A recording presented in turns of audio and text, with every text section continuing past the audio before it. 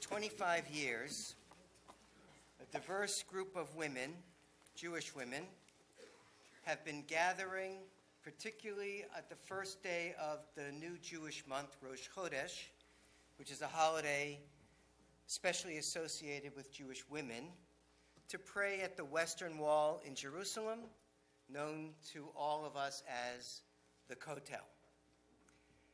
Their experience has been one of great trial.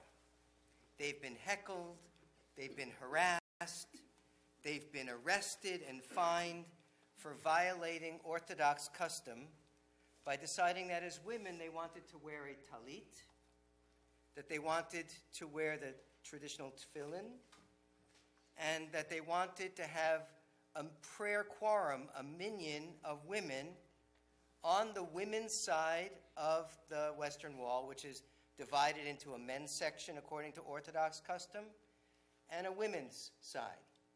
And their aspiration, although not all of them were Orthodox, was to gather in respect of the Orthodox custom and hold prayer service on Rosh Chodesh and to read from the Torah. A crime that, according to the law in Israel, could lead to them and did lead to them being arrested, because as they continued to persevere, legislation was passed.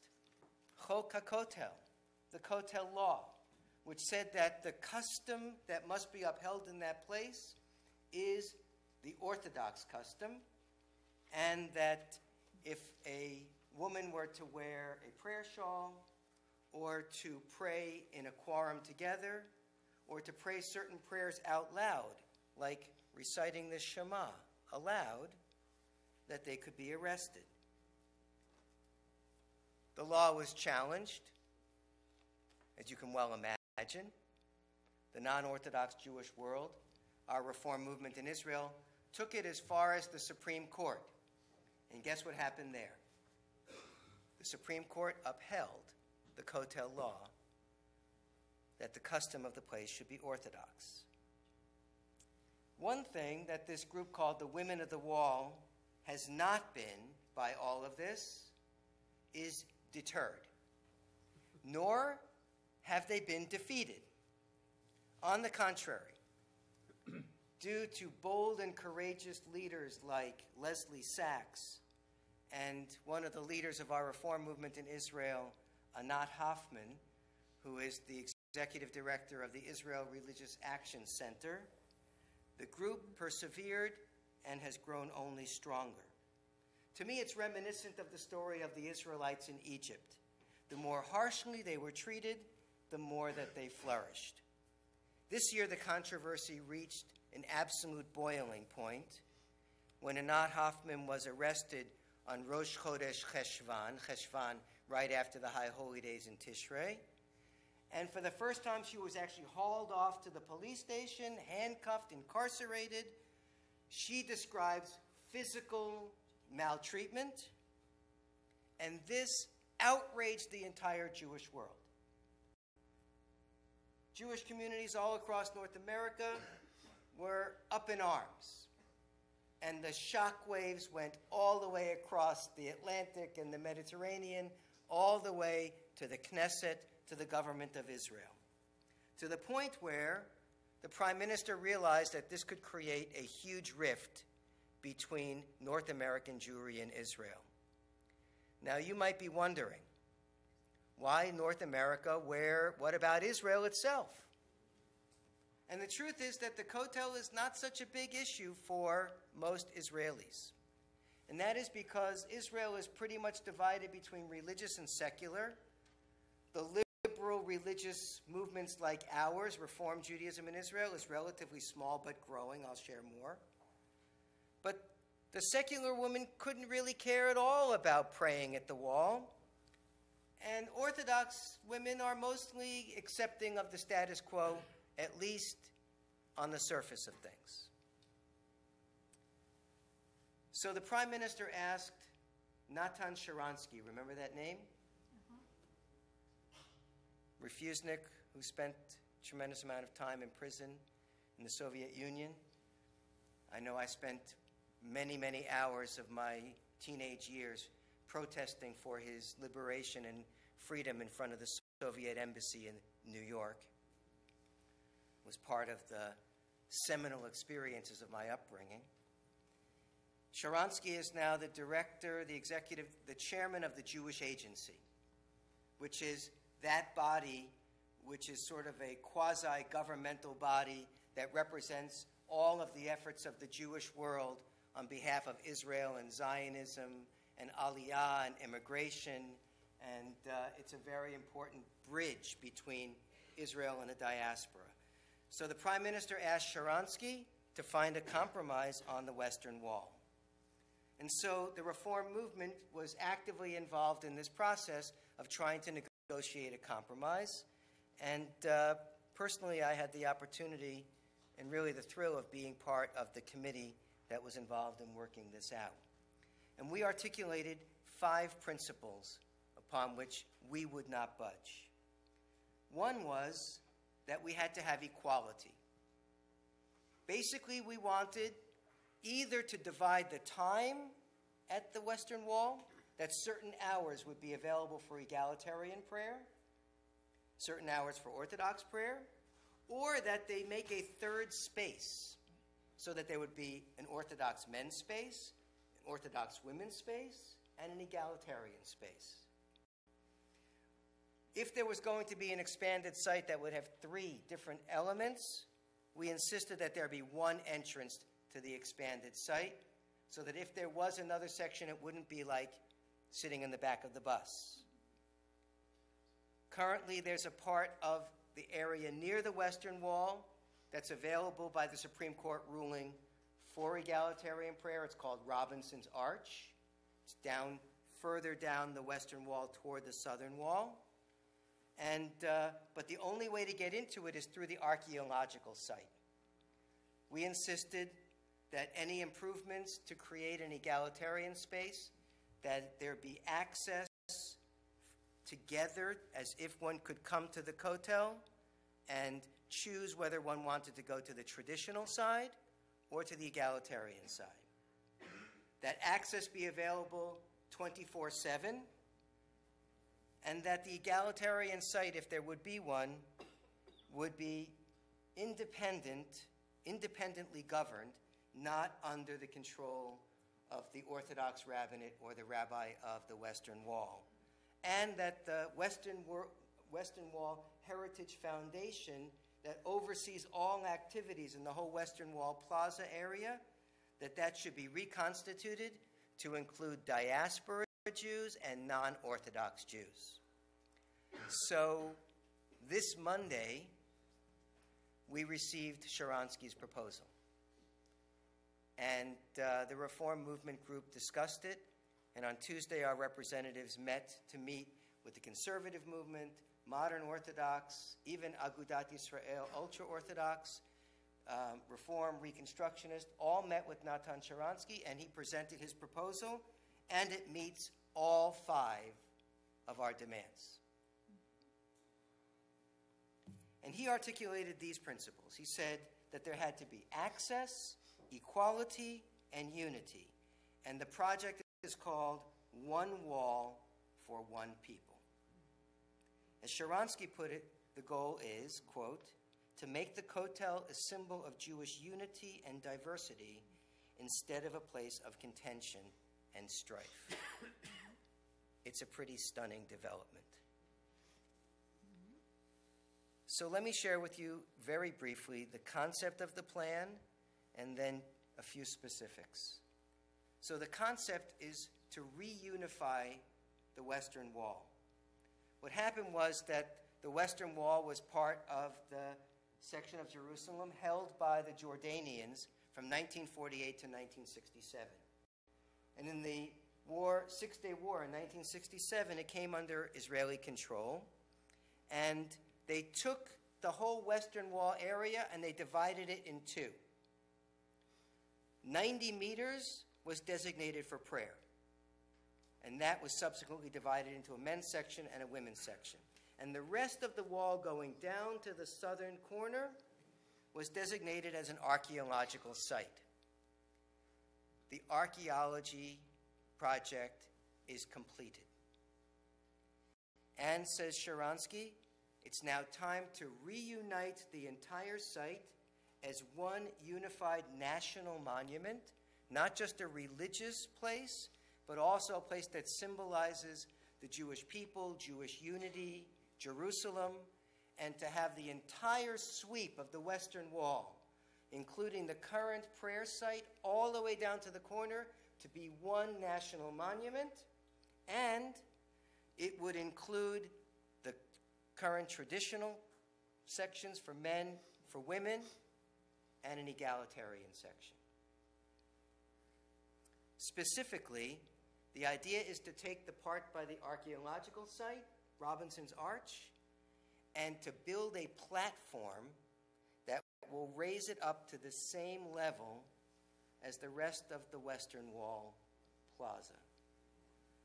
That there would be a single entrance, that one would enter the Western Wall site, and then one could choose whether one wanted to go to the traditional section or to the egalitarian section.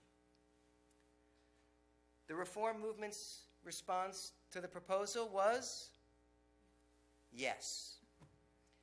Is it everything that we wanted? No. It is sort of the current traditional Western Wall Kotel will remain as it currently is. And there are some who say that it's still the back of the bus.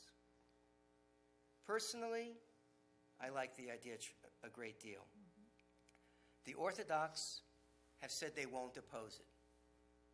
They won't oppose the plan. We have to accept the fact that this is not a victory for us, does not mean a defeat for them. And we have to accept the fact that it's no small thing for them to agree not to oppose it. To embrace it is to ask too much of them, more than they can reasonably give. But it's very significant when they said that they won't oppose it. Now, the proposal goes to the government. And anyone who knows anything about the Israeli government knows that there are many hurdles ahead. Politics, budgets, and some of you may know that the best way to kill something in Israel is to say yes. And then just find a way to make sure it never happens. No is messy. Yes can dupe people into thinking they've had their way. And yes can sometimes mean maybe in your lifetime. Other hurdles. You know that the third holiest site in Islam is sitting just on top of this. The Muslims may not like this. And the control over the Muslim holy sites there has been turned over now to the Jordanians. King Abdullah might not like it. And the archaeologists may yet say, what do you mean you're going to put pillars in the ground in the middle of our archaeological site that we dug with such great precision? And as far as the Reform movement is concerned, we're particularly concerned about what happens in the interim. So here's the big news this week with regard to what will happen in the immediate future. Tuesday was Rosh Chodesh Iyar, and 300 women showed up to pray with the women of the wall. 300 women. That's amazing. 5 of them were arrested, and they were hauled in front of the Jerusalem magistrate. They're getting more brazen and more bold. They're not sneaking a talit in a backpack. They're now walking through the gate with it and wearing tefillin. And so 5 of them were hauled off to the police station, and they wound up in front of a judge. And for the first time, a judge ruled in favor of the women of the wall. They were accused of disturbing the peace. The judge, who was a woman with a hyphenated name, which tells you a great deal about, I'll say another word about it in a minute, about the state of Israel in 2013. The judge said these women were not responsible for disturbing the peace. Those who gathered around to disturb them, they were the ones who disturbed the peace, and the women were released without any further consequence. That very day, the president of the state of Israel, Shimon Peres, called the rabbi of the Kotel, Shmuel Rabinovich, and he said to him, because Peres, when he was prime minister, appointed Rabinovich as the rabbi of the Western Wall, he said, Rabbi, it's time for you to leave those women alone and to act with moderation with regard to women's prayer at the Western Wall. And he didn't make that a private phone call, because I'm telling you about it, which means it was released to the press, which means it was tantamount to a public reprimand. And Rabinovich came out with a press statement that he accepts the plan that Sharansky has offered for an egalitarian section of the Western Wall in the name of unity. Lots of questions remain, and if we have a minute, I'll actually entertain one or two. But I would suggest to you that this is an historic moment. Victory at the Kotel is a symbol. It's a sign. It's a sign of a kind of a tipping point in the advance of religious freedom and pluralism in Israel, and in the acceptance of the legitimate rights of non-Orthodox Judaism in the Jewish state. It's important to note just a few factors that made this possible. First of all, the bold action of our Israeli partners. I must tell you that personally, of all of the committee of the leaders of the Reform movement, I was among the more cautious. I never imagined that Anat Hoffman and the Women of the Wall would get as far as they've gotten. And I was afraid that there would be a huge backlash, that Israelis, average Israelis, would say, those women and those reformers, they are extremists, they're crazy, we want nothing to do with them. But the truth is that as each month progressed, their cause got stronger.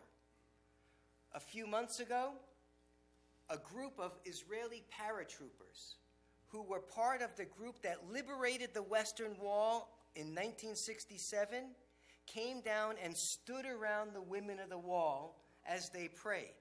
And the message was, we liberated the wall back then, and you're liberating the wall now. And who would have imagined that that would happen in terms of Israeli image and publicity and PR? The other thing is the determined action of North American Jewry. And this is a really important point. You know, we have on our annual commitment a little check off, the opportunity to contribute, I think it's $20, to the Association of Reform Zionists of America. It's a small token, but our involvement in supporting progressive Judaism in Israel, of saying we are no longer going to tolerate our form of Judaism being considered second class in the Jewish state. We will not be considered second-class Jews. And our movement in Israel needs to be given equal rights and equal status. And we raised our voices enough that the Prime Minister of Israel had to ask Sharansky to come up with a compromise. And I would say the other thing is the growth of progressive forces in general in Israel. And the most significant evidence of this is the elections that just took place a few months ago. Everybody believed that Israel was going to lurch to the right and that it was going to become more conservative. It was going to be concerned about security issues, and it didn't happen.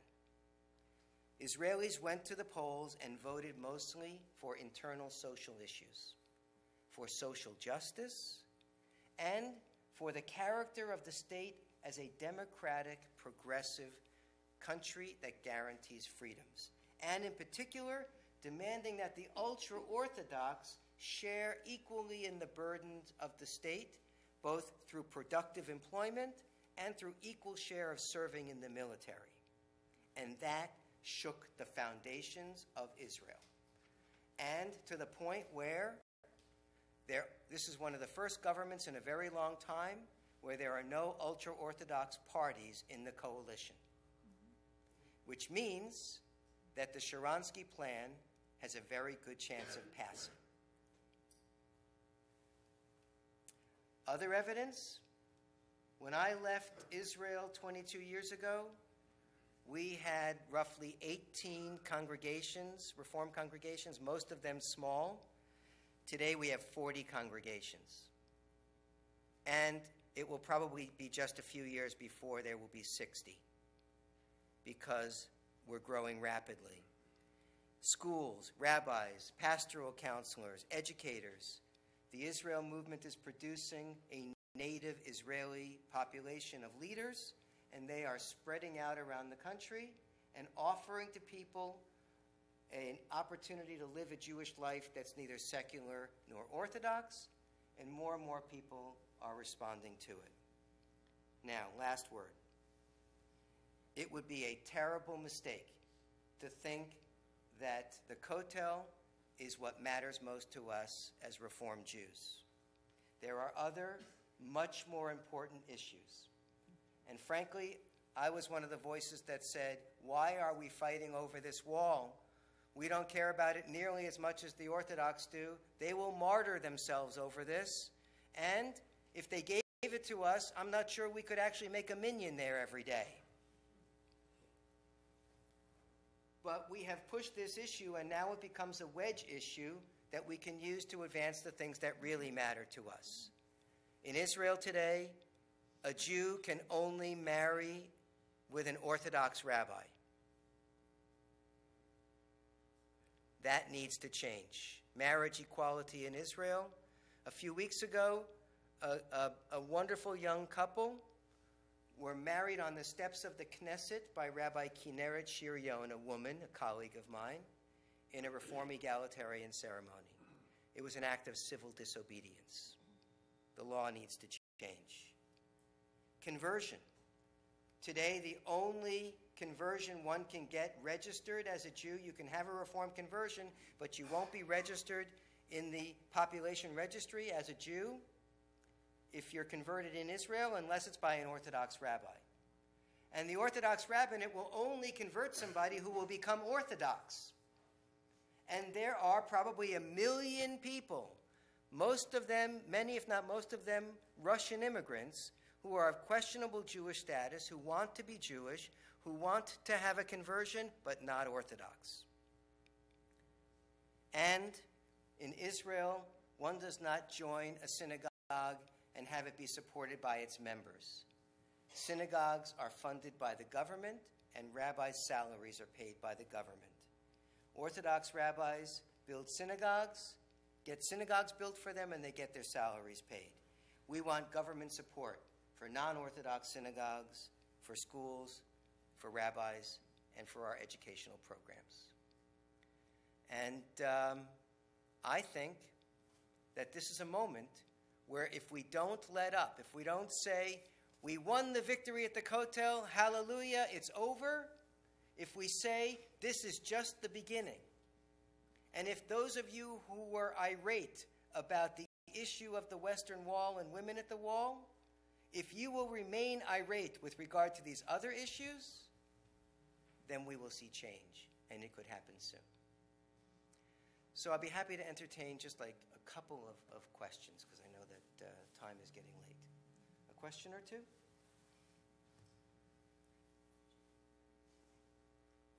I just wanted to comment that the act of Iraq organization, according to what I understand, is not only dealing as the initial Kotel, they are dealing with other inequality in Israel, in the buses and so on. So they are covering other issues of all kinds of issues of civil rights, equality, religious freedom. The Israel Religious Action Center, which is funded by Reform Judaism, is one of the great lights of the campaign for freedom and equality in Israel on a broad range of subjects. I urge you go on, after Shabbat, go on their website, Israel Religious Action Center, and learn about what they do. Anybody else? Dave. Is there a role, do you think, you mentioned in the election that the vote was on social issues and social justice, and do you feel like there's a role for American Jews to get involved and advocate for some of those internal, inequality issues that are going on in Israel, that I understand are going on in Israel as well? Or is that not so much our issue? I think absolutely so. I think that Israel needs American Jewry, needs world Jewry involved, because otherwise Israel is a state of Israelis. And Israel, in order to fulfill its mission in their own eyes, needs to be the land of the entire Jewish people. It's part of their DNA, and so there's something about that invites us to raise our voices. And we need to be involved in Israel because sometimes we in North America think that Judaism is our religion, and we forget that we're part of a people. And Israel is the greatest experiment in 2,000 years in the life of the Jewish people. And I don't know about you, but I get a thrill about being a part of it and sticking my nose in sometimes. One more? Yes.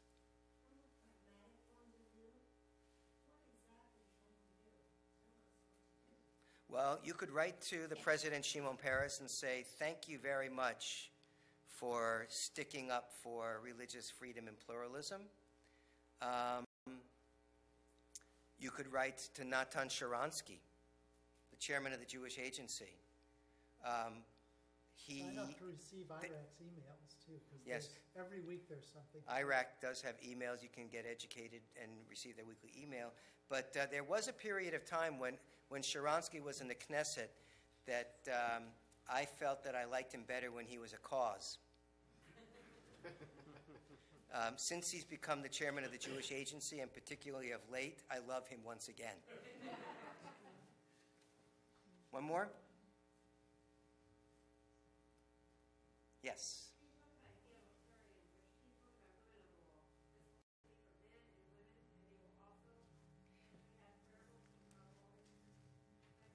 Well, that's one of the things that we're still negotiating and talking about is, will the egalitarian section be funded? And who will provide the books and the chairs and the tables? And will it be fully equal in that regard? We're going to insist that it will be. Now, for Women of the Wall, we're going to need to make a special accommodation because they don't neatly fit into one of the three rubrics. Because some of those women are Orthodox, and they want a divider, a machitza, so that they can be just women. By the way, that's one of the reasons why, while Reform Judaism was supportive of the Women of the Wall, we never fully identified with their cause.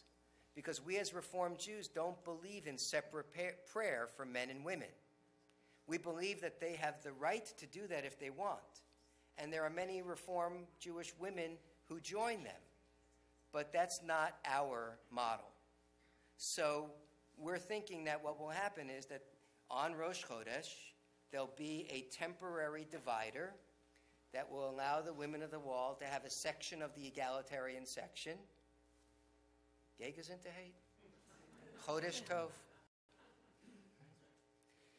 I'll be happy to answer more questions and continue the discussion at the Oneg Shabbat. Right now we turn for the reading of the Torah